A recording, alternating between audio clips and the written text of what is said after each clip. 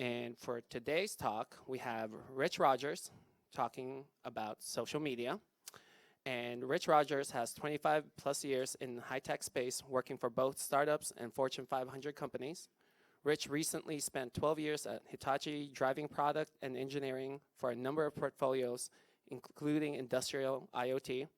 Rich launched Zemelgo, a smart manufacturing solutions company, in April 2018. Without further ado, Rich Rogers. Excellent, thank you. So can everyone hear me okay? I just want to make sure this is working. Okay, excellent. So I'm super excited to be here. Thank you so much. It's great to see like a packed house and everything. So again, my name is Rich Rogers. I founded Zemelgo this past April. And Zemelgo is actually a CoMotion company based out of the Roosevelt location. And so again, my background, it's actually mostly on the engineering side. And I'm sort of, I'd say, like self-taught when it comes to the social media side of things. And a lot of that comes from, I guess I have to stand up here. I think, so my entry into social media, it really sort of resulted from me working at Hitachi. So are people here familiar with Hitachi?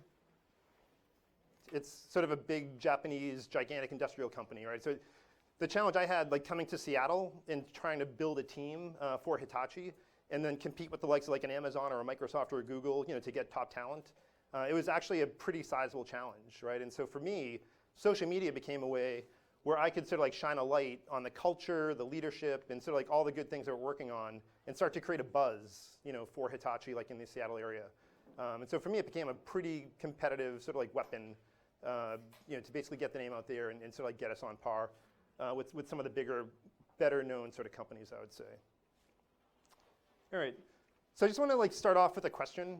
And I should probably just say, I actually delivered this same presentation to a manufacturing community about a month ago. And as you can imagine, the manufacturing community the demographics were completely different from what's in this room, right? It was like an older, industrial, non-techy, sort of crowd. And I'm guessing that you guys are probably the exact opposite, probably very familiar with computers and software and technology and so forth. But again, we'll still probably use some of those examples because I think they resonate. Because they're so far behind and I was trying to like get them caught up. I think in your case, we're trying to basically give you guys a springboard to even go further like in this space. But the question I had asked them and the question I ask you is like, what's the first thing you do when you're invited to like a very important meeting with someone? And you can just blurt it out. Yeah, so I think the very first thing, nowadays what you're going to do is basically start looking people up, essentially, right? You're going to Google them, you're going to go on LinkedIn, you're probably going to look on Facebook. It sort of depends, who that person is. Is it potentially like a new boss, that's coming in? Is it your little league, your son's little league coach or something? Could it be a competitor? Could it be a business partner? Is it a customer? But like almost everyone, goes online nowadays, right? And I think this is pretty recent, right? It wasn't like this like 5 or 10 years ago, like quite honestly. But I think like right now, I think it's actually the fact that we all have mobile phones. The very first thing you do is, who is this person? What's their background? Where do they go to school? Do I know anyone that knows them? And so the point is, people are going to start looking you up, like online, like whether you want it or not, right? It's completely unavoidable. We have no control over it. They're going to look us up, and we can't stop them from doing that. And so I love this slide because, again, whether we like it or not, like social media is happening, like it's taking off. Like your brand, your personal brand, and your company brand are sort of being crafted online, with or without your involvement, I would say.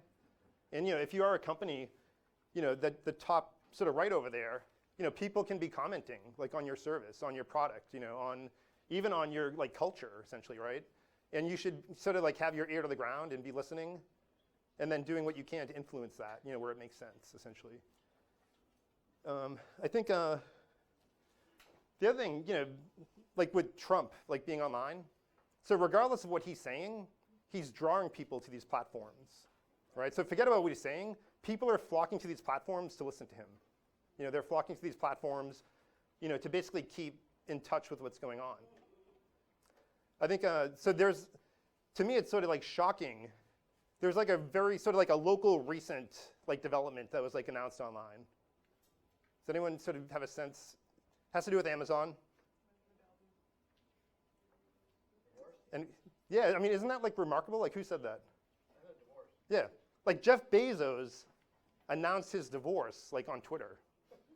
Like, when you think about it, like, how crazy is that, right? I mean, but it's an example of like where this medium and like where these platforms and where these networks are sort of heading, right? So people are flocking to these networks, and again, whether we like it or not, like our brand is being created there. All right, any questions? Make sense? So I think, so like I said, so for me, I got into social media almost like reluctantly, I would say. I told you sort of like why I was using it to build the Hitachi brand, but I didn't necessarily sort of explain why I initially got into it. For me, I was at Hitachi and I was part of like a very fast-growing organization. So I had, at one point, over 500 people in my organization. I had engineers in Boston, engineers in Seattle, engineers in the Bay Area, engineers in Denver. And for me, like traveling the world, like my engineers and my teammates weren't able to sort of like keep in touch with me or get a sense of like who I was essentially. And so one of my like junior engineers basically came in and said, why don't you just start tweeting like every so often? So we have some sense of like what you're doing, like where you are and all that good stuff. And so for me, I'm like, I don't know. I said, let me give it a try and we'll just sort of see how it goes. I'm like, I can't guarantee that I'll do this like continuously, but I basically told him, I'll definitely give it a shot, right? And so, sure enough, I would just start, tweeting, went to a meeting, met this customer, got this win, with the customer, hired this new person or whatever, and then also even like on vacation, like went to Hawaii or whatever. And then sure enough, like when I would go to Boston, living in Seattle, I would go to Boston and the people on the team would be like, oh, how was your vacation in Hawaii or whatever, right? So I was actually creating like this very sort of personal, like pretty good link, with these people, even though I wouldn't see them for like 2 months or 3 months at a time. They still felt as though they were connected to me, which is pretty powerful, I would say. All right. So what, I guess, so what networks are you guys on? Okay. We have a LinkedIn. How many are on LinkedIn? Okay. What else? Facebook. Who's on Facebook? Okay. What else? Twitter, absolutely. Instagram. I think you guys have hit all mine, essentially. All right, so I think, so what is, like, so each one of these is pretty unique, right? When you think about it. I think if you're on these platforms, it's almost like a completely different audience, right? So someone said Instagram.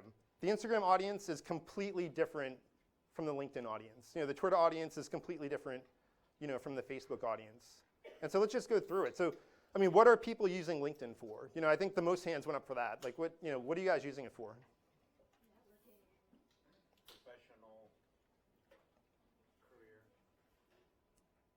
Okay, in terms of like looking for positions, recruiting, all that, or? Okay. Brand awareness. Brand awareness, absolutely. What's that? I'm sure some people use it for job finding. Job finding, yeah.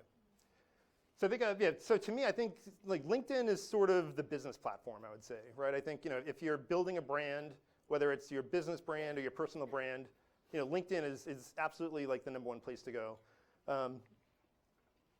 I think the other thing, like more and more, there's business that's like being transacted on LinkedIn, I would say. And I remember like being at dinner one night and the table next to me, is a bunch of young salespeople. And I could hear the conversation, like, we have to get on LinkedIn. That's where our customers are. We need to build our network. We need to message these people. We need to connect with them.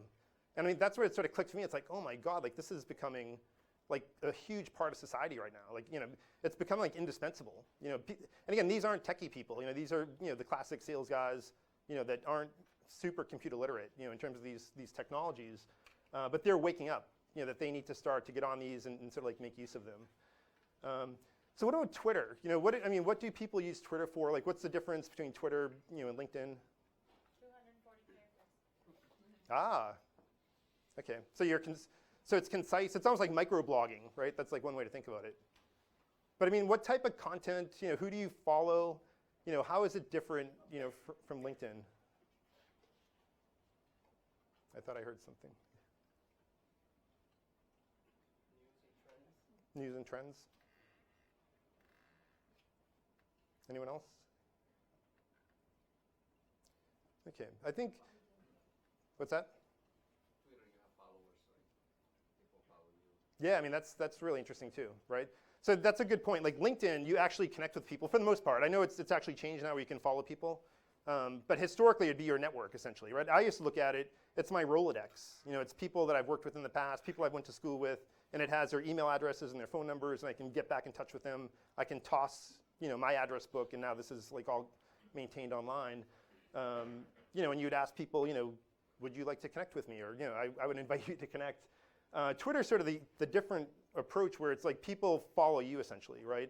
And again, if you want people to follow you or your company, you know, or your brand, I think you have to make it compelling, right? You have to make it interesting. You have to start really pushing content out to Twitter, right? That people would like to consume and digest and potentially help you to take that message and make it viral, right? Like, how do things go viral, like on Twitter? Retweets, exactly, right? So there's this whole concept of engagement, like liking and retweeting and following and so forth.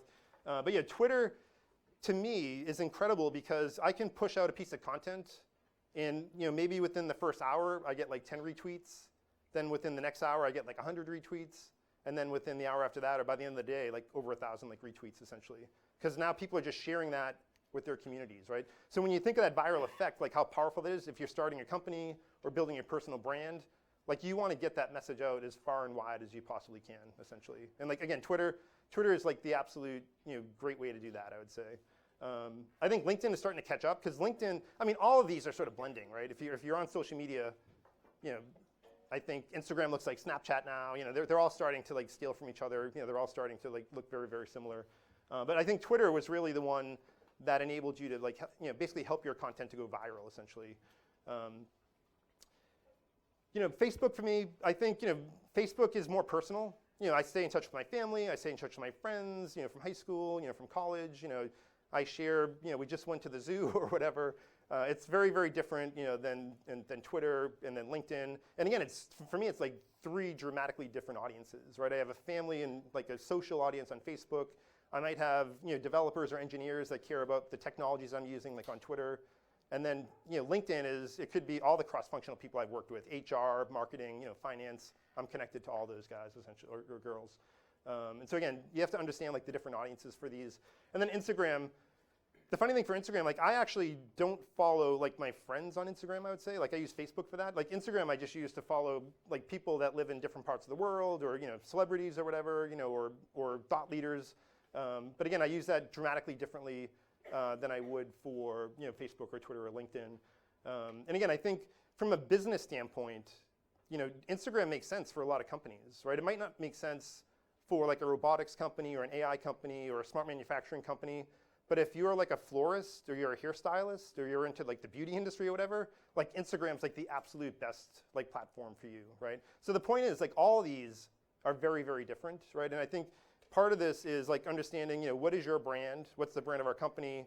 And then what is the right message and the right audience, you know, that we should craft like for each one of these platforms, right? All right. So again, with the manufacturing audience, I just took a giant step back, right? And I want to sort of like define for them like what is social media, right? Because some of these participants, you know, maybe weren't even online before. But yeah, again, the biggest thing here is to facilitate the creation and sharing of information and ideas, right? I mean, that's why we go on there for the most part, at least from a business standpoint. You go on there to either share your idea or to learn from other people, right? And it's, you know, when I do go on Twitter, like who am I following? I'm following VCs. I'm following, you know, founders, you know, that have done startups before. I'm following technology leaders. You know, I'm following my competitors. You know, I'm basically trying to tap into their message, you know, crowdsource, you know, information from all those, you know, different groups and be part of that conversation essentially. And so, yeah, again, very, very powerful. So the other thing I would just point out, you know, these things are popping up like every single day. Right? So there's a whole list of these, you know, social media platforms, right? And so, I mean, we talked about LinkedIn, we talked about Instagram, we talked about Twitter, we talked about Facebook. You know, what else do you guys see here? And I'm just sort of curious, like, what else are you guys using? What's that, YouTube? Yeah, YouTube is super powerful, right? Yeah. YouTube, yeah.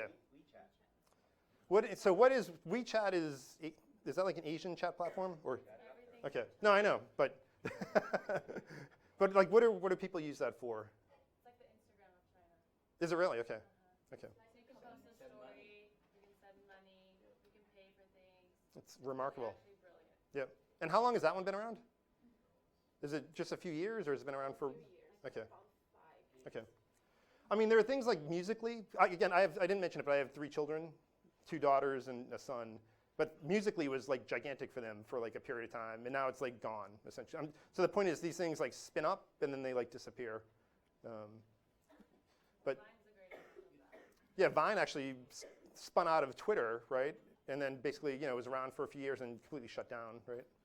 So. What's not there is Telegram. Telegram, that's true. Yeah, actually, Telegram is on there. I think it's this guy. But yeah, good point. So actually, and yeah, I'm not even sure if Telegram is like a social media platform. I think, yeah, I mean, it's sort of, I don't know where the lines are drawn these days. I guess it's sort of, to me, it's like a chat type of thing. But I think their groups are forming on there, right? And so yeah, people are exchanging ideas and collaborating. So it's probably becoming more of a social media platform as well. But again, I think the point is, yeah, these things spin up and they, basically fizzle out. And yeah, it's a matter of, again, you have to understand where is your audience essentially, or which audience you want to capture, and then again, aligning your message, with them. Here are some statistics. I'll let you guys let you digest some of these. I'm not going to read through them all, but I think the big point is, even this room is full. I wasn't expecting so many people for social media, but yeah, the point is it's becoming a strategic priority, for a lot of companies. People are just flocking, to these platforms, and the thing that I really sort of appreciated is a new user joins social media like every 10 seconds, which is, to me, it's like remarkable. Like if you're a company, like how can you afford not to be on these platforms when again people are moving to them like every single day, at this rate. All right, any questions? So the next thing, so again, I don't know where people are. Sure, go ahead.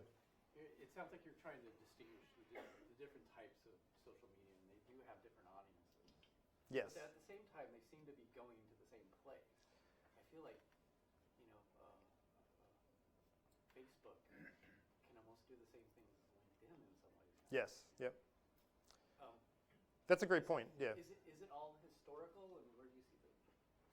I mean, I think. Yeah, so the question was, or let me see if I can capture it. So all of these social media platforms seem to be converging, essentially, right? And sort of like what will be the end game when they all, if and when they do all converge? And anyways, I agree 100%. Like I remember, like Facebook would first tell me, it's my aunt's birthday today, but now LinkedIn is like telling me it's my coworker's birthday or whatever. You know what I mean? Like yeah, they're all starting to do like the exact same thing. And I think a lot of people like just stay in your lane. These networks should just like stay in their lane. Because yeah, I think when they do start to converge, it gets confusing, for a lot of people. I don't expect there to be like full convergence, I would say. Like, and again, I'm just giving you my opinion. I think LinkedIn is the business platform. I think Twitter is like news and sharing ideas, and it could be things like gun control or all kinds of sort of like political topics that we probably don't want to get into. I think Facebook is more like the social, the families and the friends and so forth. And again, I do think that they're trying to like overlap with each other. But I think for the most part, the users keep them in their lanes, right, and aren't allowing them, to basically merge like that. I don't really see like an Uber platform. In fact, my personal opinion, we'll see more specialization, right? I think we'll see more specialization. There could be like a sports fan platform, right, where I go to talk football, Seahawks, with all of the Seahawk fans, people I've never met before. So I would just say, I would envision more specialization and sort of like less convergence, like in my opinion. So, yes? Does the university have any courses, classes, majors that focus on social media? That's a great question. So yeah, the question was, does the university offer like any classes on social media? So I don't know the answer to that. My guess, I don't know does anyone in this room know that answer? If I was guessing, I would say that they don't, because this is still pretty new. And I would say the closest you could probably get is like a marketing class that would like touch on this essentially. I think one way you can learn about social media is just get on one of the social media you want to learn and follow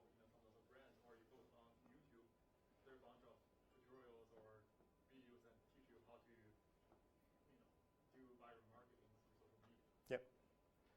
Yeah, I mean, that's a great comment. Like the best way to get in, like the best way to learn to swim is to jump in the water. Like, I think that's the way I would, yeah, if you want to learn this stuff, like jump into it. Initially be a listener. And again, we'll walk you through like how to do that. But yeah, initially listen. Go ahead.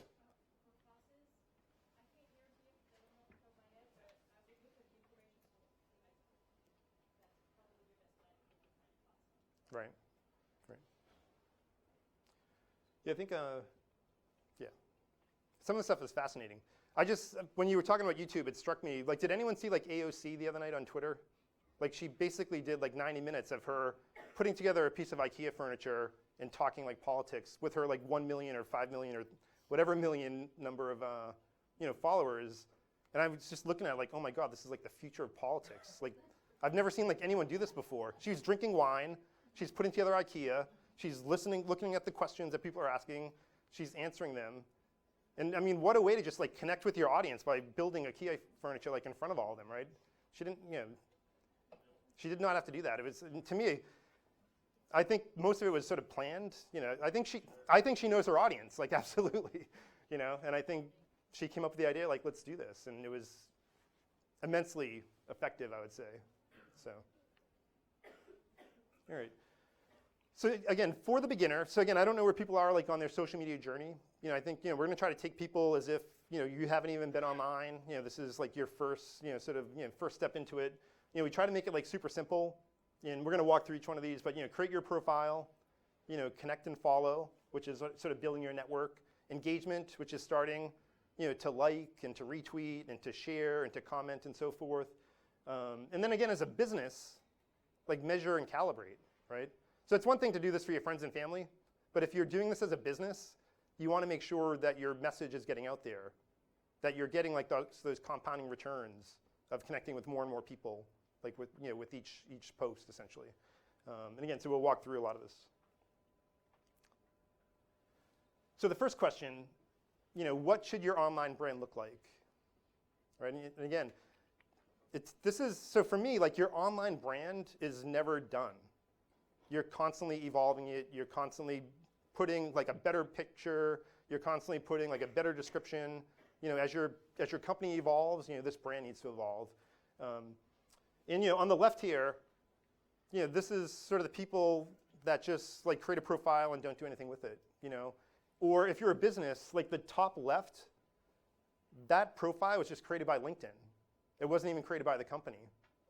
And the reason I put this up here, because we said earlier, people are looking you up online, whether you like it or not.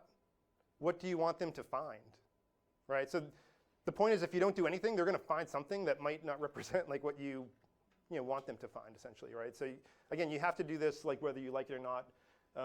So on the left, it's examples of sort of like what not to do, or maybe what you don't want people, sort of stumbling upon in terms of your online presence, your online brand.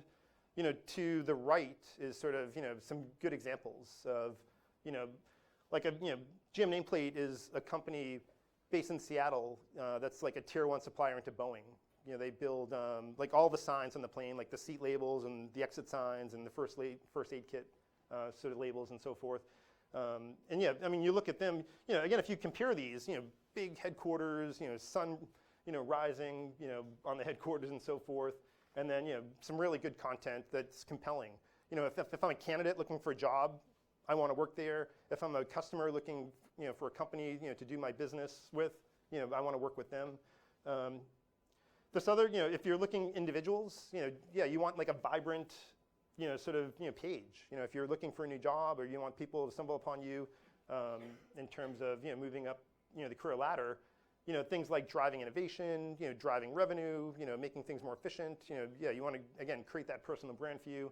And then again, down below, another example of a company, world-class, hiring, using all the latest and greatest technologies and so forth. But again, I think, the biggest thing is, create your profile and evolve your profile, right? And again, if you don't do this stuff, it's going to be done on your behalf, by the platforms, right? Same thing, like Google does the same thing. If you own a small business and you don't go out there and manage your page, like they're going to do it for you essentially, right? So yeah, so again, you want to do these things on your own. Comments, questions?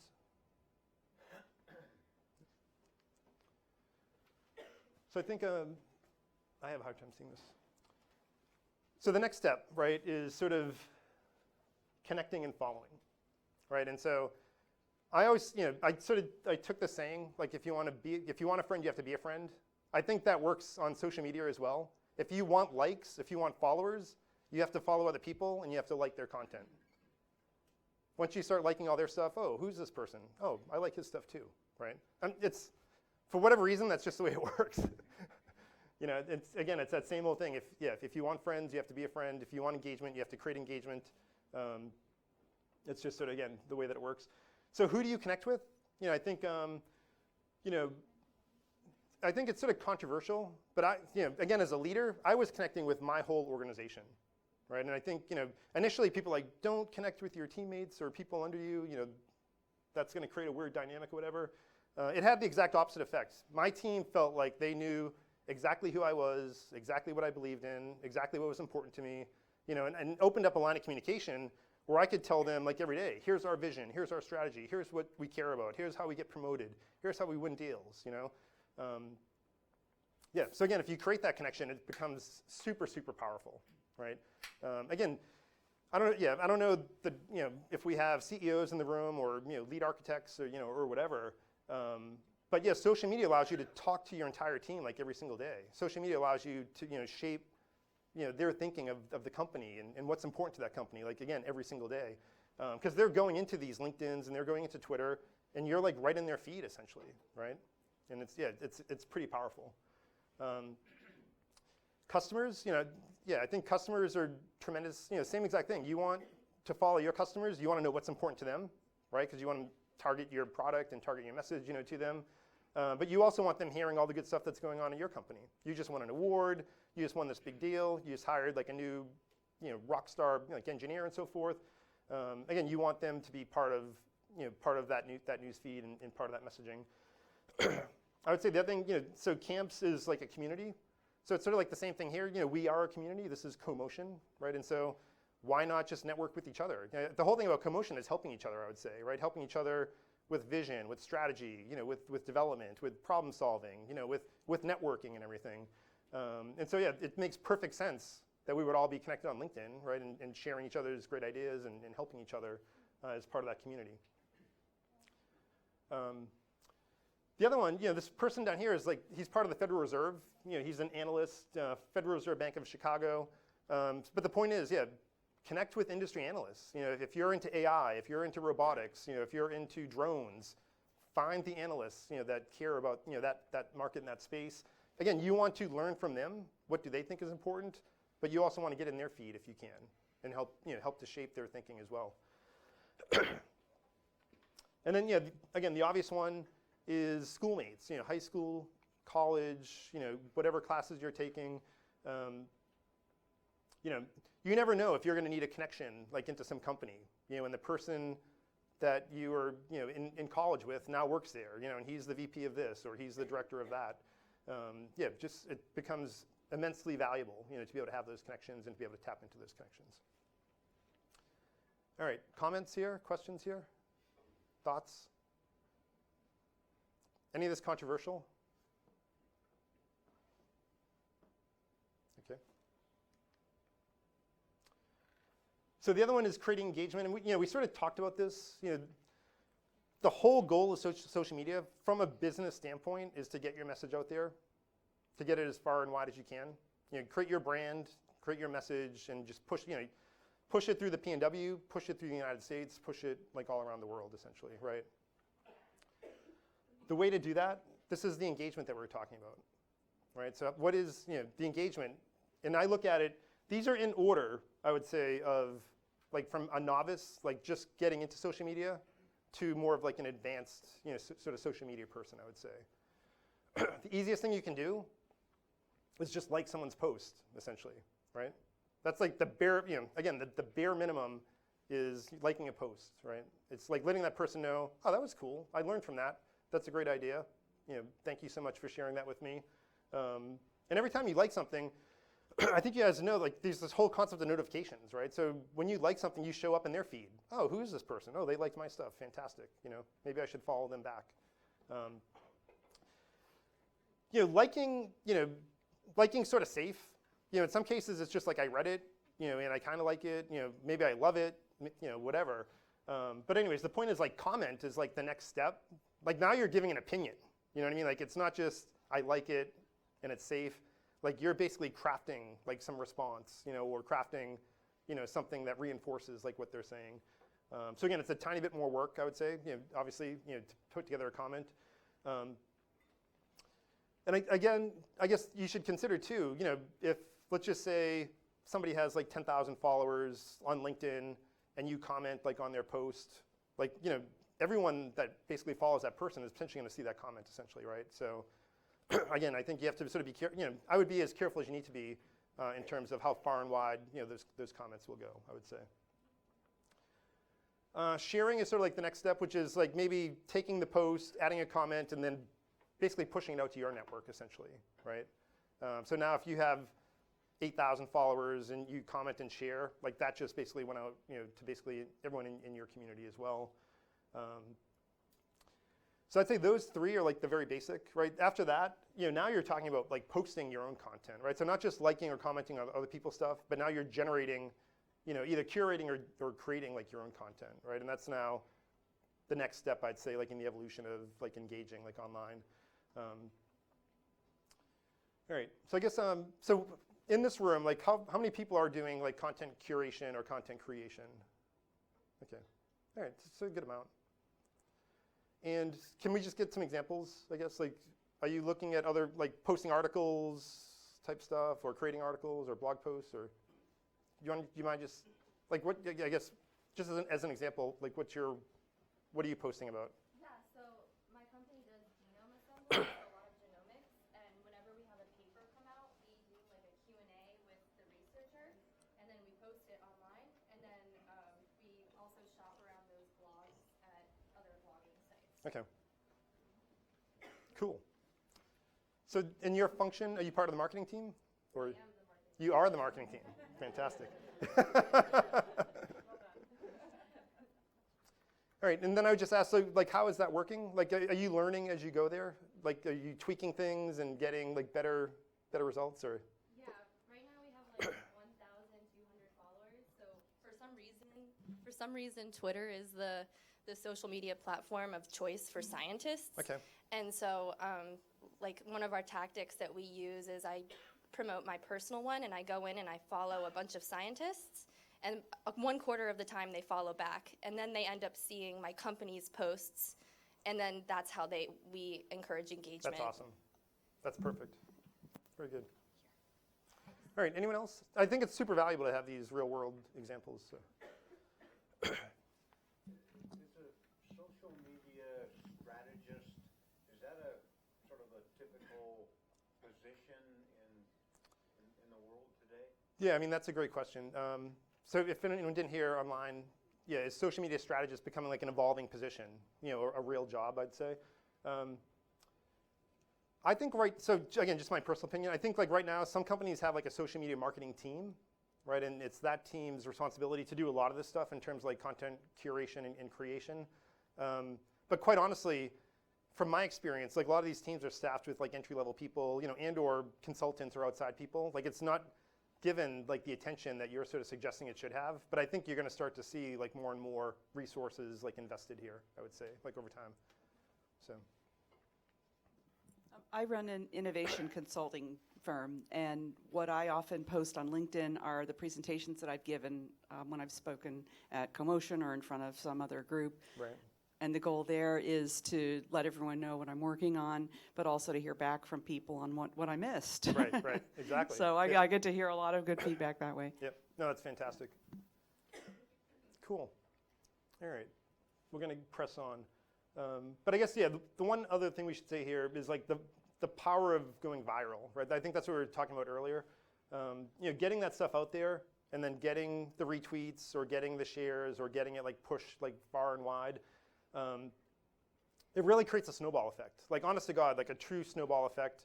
And again, I've been running social media for this manufacturing community called Camps, and we started in November of last year. And initially we'd get like 2,000 impressions, per month or whatever. This past month we had 17,000 impressions, right? So just It's like growing exponentially, right? So, because every time you add more people, now you're tapping into the network, you get more people from their network, and so on and so on.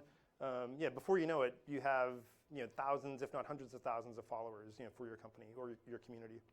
But yeah, the viral effect is super powerful. All right, so the next sort of piece that we're going to go into is like what to share, right? So this is, again, trying to help people sort of like craft, basically what type of content they would curate or what type of content they would create, to basically reinforce their brand and their online presence. And it also sort of talks about, what you're using it for, right? And so, I think a huge value add for social media to me is like recruiting, right? And so I don't know if recruiting is like important to people in this room, but a lot of companies right now, actually unemployment's at like the lowest levels of like all time, supposedly. And so yeah, recruiting is becoming like a huge, huge challenge, for a lot of companies. And if you're going to get online, if you're a company getting online for anything, like recruiting, is absolutely something that you want to do. And then in terms of like, how do you do that, right? I think, it's shining a light on the culture, it's shining a light on the technology, it's shining a light on the open positions, that you have. It's basically, giving people a sense of, why they would want to come work, for your company essentially, right? And again, it's not going to be any one thing. It's going to be a mixture of things, And up here, it's like showing charity events. We go to these charity events, we give back to society. This cause is like very important to us. We're not just working, 24/7, to build the products. We're out there engaging with the community and again, giving back to society. If you're Boeing, it's all about technology, right? We're working on like the world's, world-leading technology, right? And we need people that can like move the ball forward in robotics or, aerospace and so forth. And then again, in terms of position, shining a light on, we need someone to be the global, chief revenue officer, and so forth. But again, I think these are like really key areas from a recruiting standpoint, to be investing in. And I think you'll see like all these overlap, right? Based on who your audience is, these things will overlap. But again, I think candidates and recruiting is huge. The thing that goes hand in hand with recruiting is retention. Right? This is what we were talking about earlier, like connecting with your own like team, essentially. Again, this becomes pretty powerful. I think you're giving them, everyone wants to be proud of where they work. So if you can say, we just won this award, all of your teammates want to share that with their family, with their friends. They want to get that out to their network as well. If we just won, some award for service or technology or, best in class or best in the industry, you're arming your team with information that they can go then take to their network and their friends, and it's making them proud, proud to be a part of that organization and that team. So again, very, very powerful. But it's a lot of the same thing, in terms of retention. I think like the history of the company is also very powerful, and so I have a military background. I'm not sure I mentioned that, but when I was in the Marine Corps, they would always tell us, all of the things, the wars that we won or the accomplishments that we had. And it makes you feel part of the company, like the legacy and history of the company. So it's sort of like the same thing on social media, like giving people like that history, and again, allowing them to share that history like with their network. It becomes like pretty powerful that they're a part of that. And like we said, the customer wins, are huge as well. And then, so the other one, if you want to use this from like a sales standpoint, right? And there's this quote up here: the key to social selling is social, like not selling, right? You're not there to jam your products like down people's throats essentially, or just keep saying how great we are, or how amazing we are, or we're best in class, whatever. It needs to be a mix, right? People want to hear a mix, from you in terms of why, right? So, I think the most compelling thing about any company is the vision. Why do we exist? What are we going to accomplish? Why are we working so hard? Where are we going? Everyone in the company is like on this journey. We want to take our customers on this journey with us. We want to take our partners on this journey with us. And this is, a place worth going, right? And so, once you have that figured out, that's something, once a week, you should have some type of post that aligns, with the vision of the company. Again, that's getting out to your customers. I think, again, technology is good as well. A lot of people, when they buy from you, they're not buying for today. Again, they're buying because they believe in your roadmap. They believe in the capabilities of the team that you've put together. And they know this is going to be like a 5 or 10 or longer relationship, right? And so it's not just that product, but the technology and the team itself. And then finally, the products. Yeah, every so often, again, once a week, here's our cool product, right? It aligns with the vision, it aligns with the technology, and here's an instance. Here's the current instance or instantiation of what we have today. And so you can start to see like putting together this rotation, right? This rotation of content. Some of it's aimed at candidates, some of it's aimed at your own employees, some of it's aimed at the customers. And if you think that way, you create this balance, right? Where it's not just the same stuff like over and over and over, but it becomes like a nice feed where every day people are getting like a different glimpse like into your company, essentially. Does that make sense? Okay, so the other thing that's really important, I would say, is like business partners, right? So these are the people that you go to market with. And so yeah, actually today I just got a call from one of our partners. Again, we're a startup. We're not even 1 year old yet. And we had a consultant call up and said, we want to sell your product like into our account, essentially. He said, we're the general, basically the general contractor for this opportunity. We want to sell Zemelgo. I was like, holy cow, this is fantastic. But yeah, this is a business partner. He's a force multiplier for us, right? He's out there telling people about, like how amazing our product is. And so yeah, these are people you absolutely want to engage with online as well. What are these things? Events. We're going to be at this show. We're going to be at CoMotion. We're going to be at whatever, it could be a charity event and so forth. And then it's like the collaborative success as well, right? We had a joint win together. So it's like in fact, we just had this last week as well, like a joint press release with Zemelgo and a company that does like RFID readers, like the hardware that our software sells with. They actually did the press release for us, right? So it's fantastic. They wrote it. They're going to push it, to their community, and damn straight, we're going to push it to our community as well. And so this is a great way to sort of cross-pollinate, the networks and basically sort of like win together. And like we said, yeah, these events are important as well. Question? My question is, how you measure the effectiveness and the cost for acquiring customers through these events or sponsorship or partnership versus this digital media? Okay. So I guess I can tell you, I can just give you my own personal example. So for Zemelgo, my own startup, we haven't invested a single dollar in marketing aside from social media. And in our first year, we're in a really hard space. We're selling software to manufacturers. Manufacturers don't even buy software, quite honestly, because no one's ever made any for them before. But yeah, in our first year, we have 6 deployments already, just through social media, essentially. Reaching out, connecting with them on LinkedIn, asking, can we get a lunch to socialize what we're doing with you and get your feedback so we can incorporate it, and then getting the pilot and so forth. But anyways, for me, it's extremely powerful, quite honestly. And in this day and age, this is where I would invest all my dollars. I'm not putting anything in print media because I can't really measure print media. I can do A/B testing of my message, on social media, right? Every single day, I'm putting stuff out there. I'm trying to, I'm getting the direct feedback, whether people like it or not. And yeah, so for me, I think this is the way to go, I would say. And it's essentially free, right? I mean, it's not free in terms of your time, but it's free in terms of the medium. It's not like you're paying for radio airtime or TV airtime or whatever. But does that answer your question? Okay. I was just wondering if your outreach has mostly been national or for an international market for your products?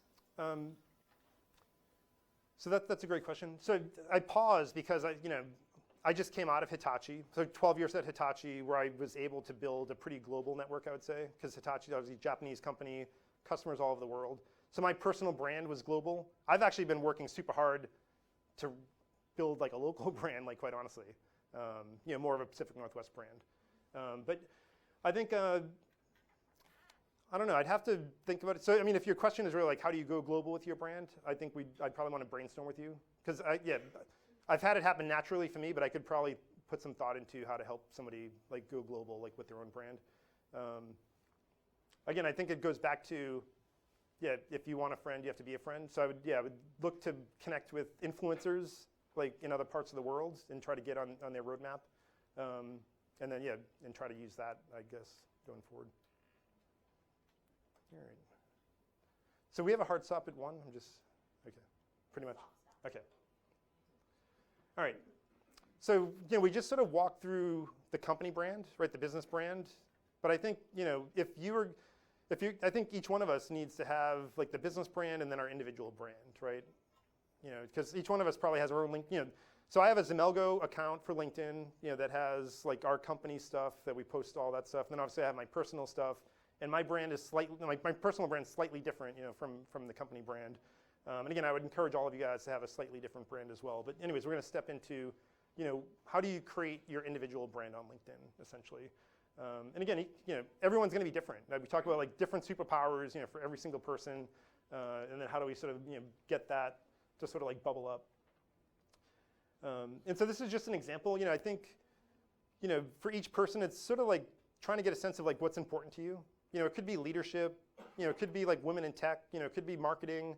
You know, it could be technology. You know, it could be a CoMotion. You know, I've been working hard to have CoMotion be part of my personal brand. You know, because I think CoMotion's fantastic. I think UW is fantastic. And again, you know, trying to establish myself in Seattle, there's no better way in my mind, you know, to associate myself, you know, with CoMotion. And so, yeah, some of that stuff, every so often I'll do like a CoMotion post, like in LinkedIn, right? Or I'll do like a local manufacturing sort of post in LinkedIn. But again, I think this is where like each individual needs to like sort of like inventory themselves, right? And like what's important to me, how do I want to be perceived? You know, is humor important? Is thought leadership important? Is technology important?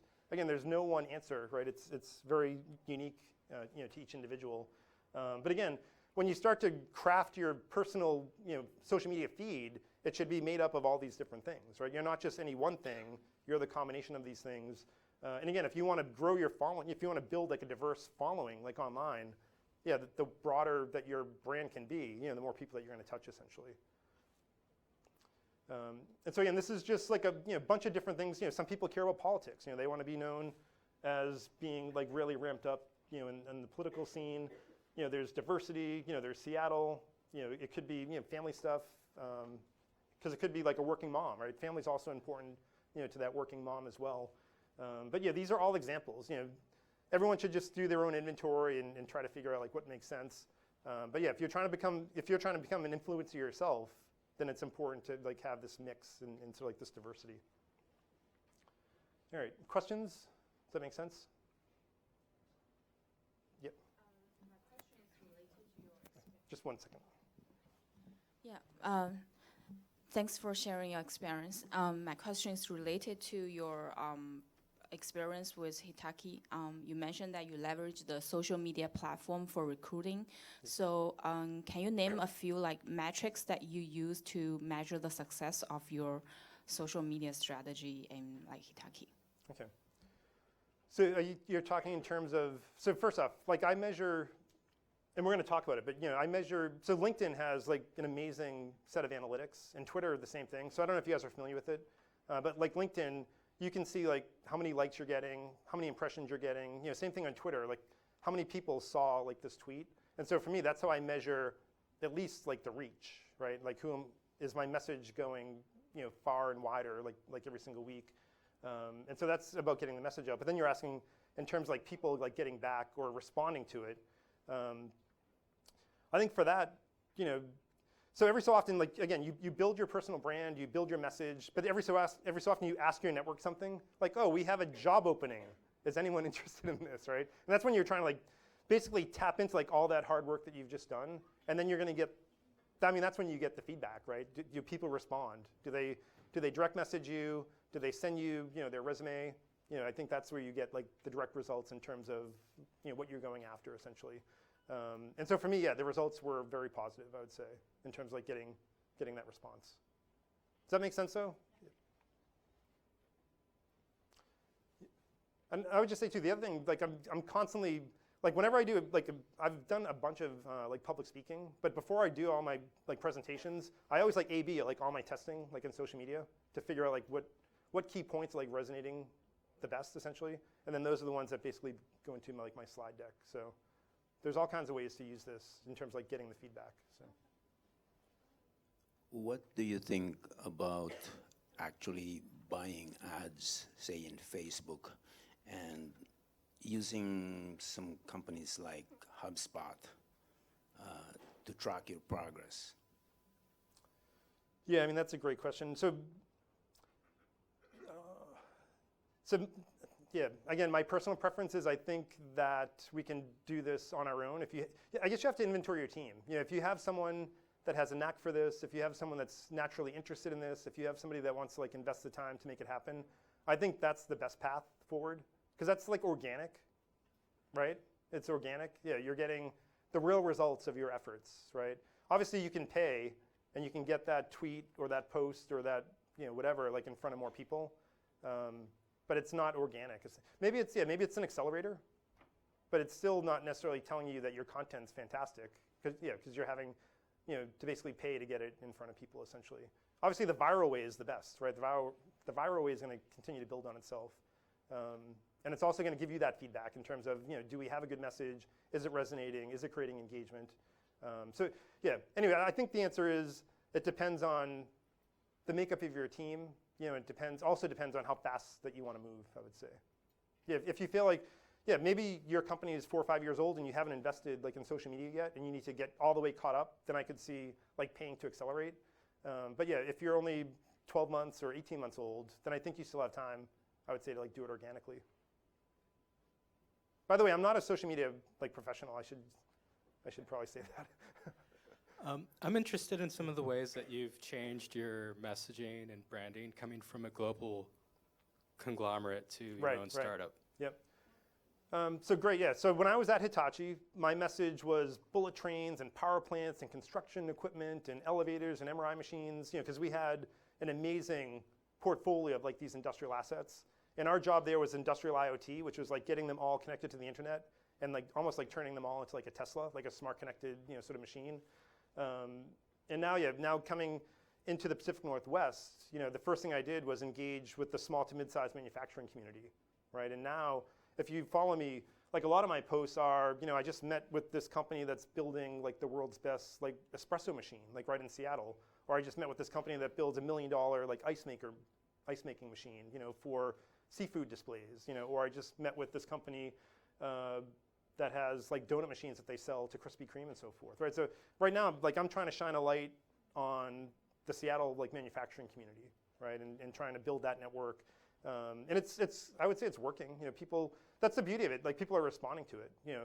And I think the other part of it is that community hasn't really been on LinkedIn, to the degree that some of us might have been. But now they're starting to, right? So I think we're doing a good job influencing that community and getting them online, getting them to engage, and getting more collaboration, I would say. So yeah, the response has been really, really powerful. Running out of time. Question online. How much time are you dedicating to social media, and how does that change for startups over time? That's a fantastic question. So so every morning when I wake up, this is what I do first thing. But I should couch that with, I wake up and I do research, right? I research markets, I research technologies, I research leadership. That's my sort of curation. And then every time I stumble upon an amazing article, it's take the headline, take a blurb, take a photo, push it out to my network, right? And so I would say I don't necessarily do social media marketing. I do my own self-learning and self-study and research, and I share my learnings with my team, and I share my learnings with the community. But yeah, it's an everyday thing. It's not a once a week thing or once a month thing. For me, it's an everyday thing. But again, that's just part of self-growth, I would say. Would you say that once, you said you do that every day? You said you do that yes. every day? Yes. So in terms For the of last the 5 engagement, years. Or longer. in terms of the engagement, do you feel like that's redundant, or because it's on your personal platform, it's not? Because I can speak for myself when I say a lot of companies hyper push material at me to the point where I unsubscribe, I unfollow. Okay. So, I think, anyways, great question. So I have sort of 2 things for that, I guess. So first off, you have to make I think 1 post per day. It depends on your network. I have some pretty, after doing this 8 or 9 years, I have some pretty decent sized networks. LinkedIn's 29,000 or whatever. I think Twitter's 8,000 people or whatever. But I think, when you have that type of network, 1 or 2 posts per day is probably fine, I would say. And again, you have to keep the content compelling. You have to keep it interesting. It depends what you're posting out there. Yeah, you can turn people off if it's the same thing over and over. like every single day. They'll just, yeah, I agree with you. They'll just like shut you off. But that's why you have to keep, you have to come up with your diverse like set of topics, and you have to keep the content compelling and fresh. I mean, people want to learn. I mean, they're not following me just to follow me, right? They want to learn from us, learn from our company or learn from, the things that I've been doing, I would say.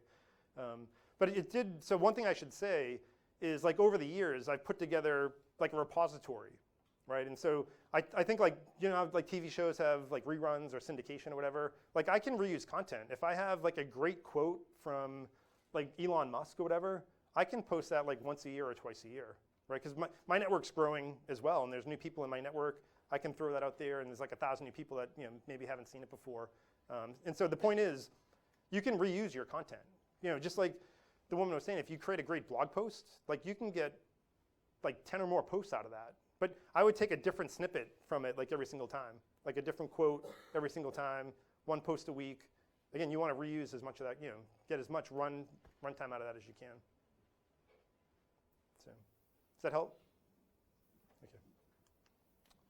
All right, measure and calibrate. So again, this is sort of scoring yourself.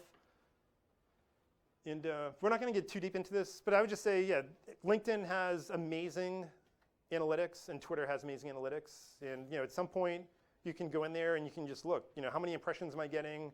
How many retweets? How much engagement? Are my numbers going up, month over month?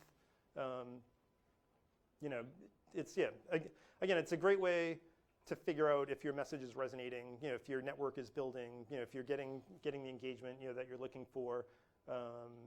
And yeah, if you're doing this for business, I think it's super important that you measure it and calibrate, that message. All right, so again, those are the 4 steps. Create your profile, connect and follow, create that engagement, and then measure and calibrate. So I guess one other thing. So I have been working with a few developers from Hitachi that have actually worked on an application, and the name of that application is MyChair. And this is actually supposed to help people with the curation process, essentially, right? And so the way that this app, it's almost like Tinder, but it's content. Like you're swiping through content to find stuff that aligns with your message, and you just swipe up and it like posts it like to LinkedIn and Twitter. And the thing that you do, you go in there and you say, I work for Hitachi, and I care about leadership, I care about women in tech, I care about manufacturing, and it's gonna basically give you content that aligns like with those personal like sort of things that align with your brand, and then give you the best content that sort of aligns with that. And so yeah, if anyone's interested in, again, this works great with, if you already have a social media marketing team that's generating a bunch of content and you wanna align the company with that, this basically like reaches into the Twitter profile, takes all those tweets that have been sent out, basically scores them based on engagement, and then hands them out to your employees, essentially. You can tweet this one today, you can tweet this one today, you can tweet this other one today. And so it gets, if you think about it, it gets your whole company, like the marketing message aligned, rather than everyone have to like come up with like their own stuff, essentially. And so this is, it's sort of, it's in private beta right now. And so yeah, if people are interested, happy, hopefully everyone has my email, or I don't know if you send out my contact info, but, or you, yeah, okay. Yeah, so I think it's pretty powerful for a company, I'd say. Again, so a lot of executives don't know what to basically post, right? They're like, I'm a CEO, or I'm a CTO, I know I should be online, but I don't have time. And you look at their feeds, it's like one post like every 6 weeks or whatever. It's like, this is not effective. And so you can start to give them content, that again aligns with the company or aligns with their personal brand. The interesting thing here, so what we do is like we go into Medium. So everyone knows Medium's like a blogging site, and we basically look for tags, and it's the same thing. Like we pull the quote out of the article, we pull the headline, we pull a photo, we serve it up to people. Every time they swipe, it's like giving us data, like what a good post is. And if you swipe down, it just tells it it's terrible, so it gets rid of it for everyone. But you can think it's basically curating content, like as a community essentially, right? And helping people get like pretty amazing content. I would just say like, this isn't the only thing you should do for social media. You should still do like all of your personal stuff. Like I went to this meeting, I went to that. This keeps the channel warm, right? So that you're not just posting like once every 3 weeks or whatever. It basically keeps a cadence, because the cadence is important. And then another thing that we've done is we've done social media marketing for companies as well. So this is that manufacturing community.